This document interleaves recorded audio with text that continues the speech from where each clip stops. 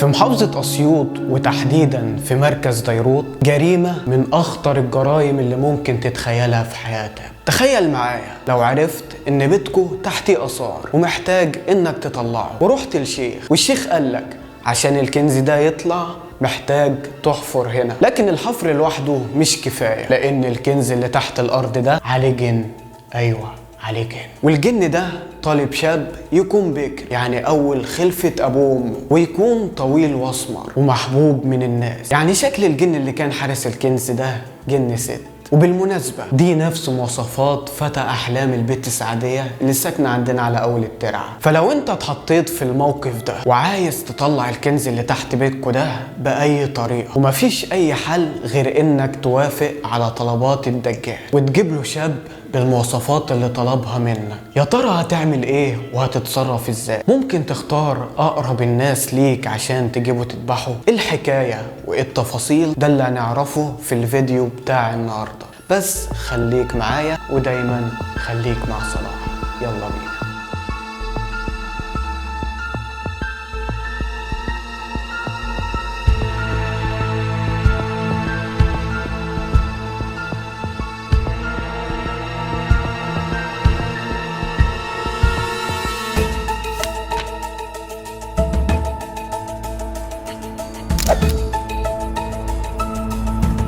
القصة بتبدأ ببيت قديم لا يسكنه أحد إطلاقا، لكن البيت كان مملوك لشخص عايش في مركز ديروت، وكان في كلام كتير بين أهل البلد إن البيت ده تحتيه آثار واللي هيطلعه هيملك الدنيا وما فيها. طب مين بقى اللي تسمع الكلام ده والشيطان يلعب في دماغها؟ بطلة الجريمة الأولى شادية عندها 55 سنة، طلبت من جوزها وفضلت تزن عليه انه يشتري البيت ده عشان يطلعوا الكنز اللي تحتيه ويبقوا من اغنى اغنياء ديروت. وفعلا جوزها وافق على طلبها واشترى البيت، وبدأ حلم الوصول للكنز ما يفارقش شادية ولا جوزها اللي كان اسمه أحمد السيد، وكان عنده في الوقت ده 60 سنة. بدأت شادية تجيب عمال يحفروا على أمل إنها توصل للكنز، وكانت دايما بتجيبهم في وقت متأخر بالليل عشان أهل البلد ما يحسوش بأي حاجة. لكن بعد 3 شهور من الحفر شادية وجوزها ما وصلوش لأي حاجة، ما لقوش حتى شبشب من شباشب الفراعنة، وبدأوا يفقدوا الأمل إنهم يوصلوا للكنز، وكل اللي كان بيتقال ده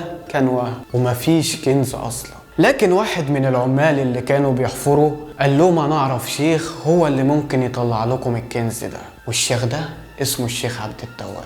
وهنا رجع الأمل لشادية وجوزها من تاني إنهم يوصلوا لحلم الكنز، وفعلا قدروا يجيبوا الشيخ عبد التواب عشان يطلع لهم الكنز. الشيخ عبد التواب قال لهم انتوا كنتوا بتحفروا أصلا في المكان الغلط، وعشان تلاقوا الكنز لازم تحفروا هنا. وفعلا بدأ العمال يحفروا واستمروا في الحفر لمدة 2 شهر، وحفروا حفرة عمقها 20 متر تحت الأرض لحد ما وصلوا فعلا لباب المقبرة. وهنا دوس ستوب.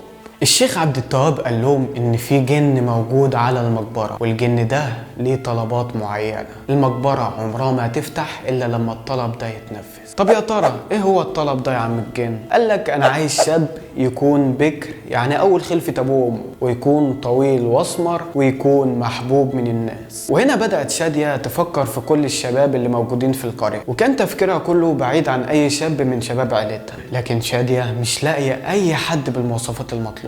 ففضلت تفكر وتفكر لحد ما جه في بالها الشخص المناسب. قالت هو ده الشخص اللي بندور عليه، هو ده الشخص اللي فيه كل المواصفات المطلوبة، والشخص ده جوزها يبقى عمه، يعني شادية تبقى مرات عمه. طب يا ترى مين هو الشخص ده اللي موجود فيه كل المواصفات؟ الشخص ده اسمه أحمد وعنده 28 سنة، ومرات عمه تبقى شادية. أحمد كان عنده عربية سوزوكي صغيرة بيشتغل عليها في أكتوبر، وكان عنده ابن عمه اسمه أدهم، وكان بيعتبره أكتر من أخوه وصاحبه اللي طلع بيه من الدنيا. وبالمناسبة أدهم ده ابن شادية اللي هي تبقى مرات عم أحمد.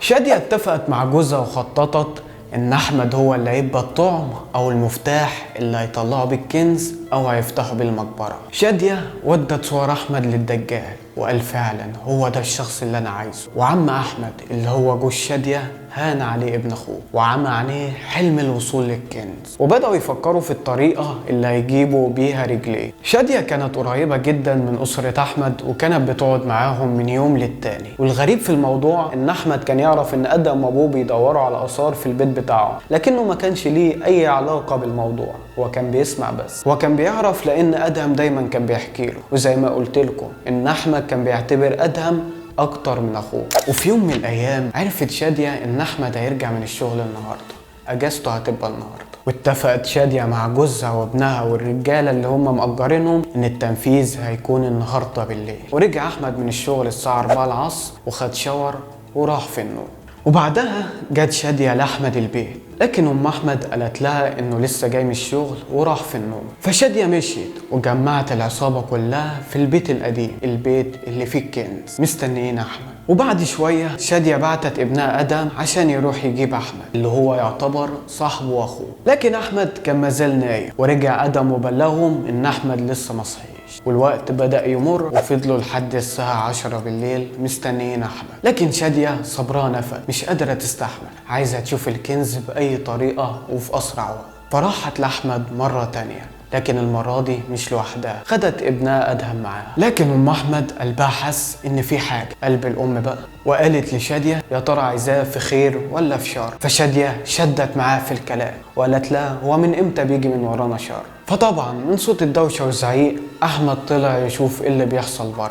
فشادية قالت له أنا محتاجاك أنت وأدهم تروحوا مشوار. أحمد قال لها من عينيا، هغير هدومي واجي معاكوا حالا. وشادية مشيت وراحت على البيت القديم وخلت معاه أدهم عشان يجيبه. وبعد شوية نزل أحمد مع أدهم ابن عمه، وأدهم قال له إحنا نروح البيت القديم نجيب حاجة ونرجع تاني. وفعلا أحمد راح مع أدهم وهو مش مدي أي إخوانه، وما كانش يعرف إيه اللي مستنيه هناك. وكانت شادية وعم أحمد و7 رجالة مستنيين أحمد جوه الأوضة اللي فيها الآثار. وأول ما أحمد دخل البيت والباب اتقفل، أدهم طلع مطوة من جيبه وضربها في رقبة أحمد. أحمد كان معروف إنه قوي وأعصابه جامدة، عشان كده لما اتضرب بالمطوة في رقبته ما وقعش من أول مرة، طلع يجري فوق على السلالم على أمل إنه ينفد بنفسه، لكن الدم كان عمال ينزف من أحمد زي الخروف المذبوح بالظبط. لكن أدهم كان بيجري وراه ملاحقه في كل مكان، لحد ما أحمد قال خلاص هي دي النهاية. طاقته نفدت ووقع على الأرض. فقام أدهم طعنه طعنتين في قلبه ومخلص عليه. أدهم بعد ما ضرب أحمد بالسكينة هان عليه كل حاجة، هان عليه صاحبه، هان على أخوه، هانت عليه العشرة، هانت عليه كل حاجة. وبعد كده أدهم شال أحمد ووداه على الأوضة اللي فيها الكنز. وهنا الدجال جاب أحمد وفرده على باب المقبرة وقسم رقبته نصين وخمس بدمه على كل الحيطان اللي موجودة في الأوضة اللي فيها المقبرة. وفعلا المقبرة اتفتحت وعرفوا يطلعوا الآثار اللي تحت البيت، وكانوا عايزين يخلصوا من جثة أحمد بأي طريقة. لكن جثة أحمد كانت صعبة شوية إنهم يشيلوها ويخبوها لأن الناس هتلاحظ ده كله، لكن كان في عقل مدبر اللي هي الراس الكبيرة شادية، ففكرت تعمل إيه؟ قسمت جثة أحمد نصين وحطت كل نص في شوال لوحده. وبعد شوية خدت عربية هي وابنها أدهم وحطت فيها جثة أحمد، ورمت جزء في الترعة والجزء التاني رمته على طريق بعيد. انت شايف الجبروت؟